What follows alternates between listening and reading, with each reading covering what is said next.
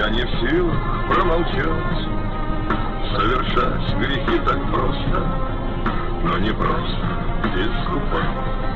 Только батюшка ответил, кто сегодня без греха, кто сегодня чисто светил, кто душою не солгал. Свой нательный старый крестик я ни разу не снимал. От печали и болезни он не раз меня спасал. Ошибался, было дело, я не раз сходил с пути. Жизнь такая надоела, святый Господи, прости. Отпусти мне, батюшка, грехи. Взрослое радио. Знаю, у меня их очень много.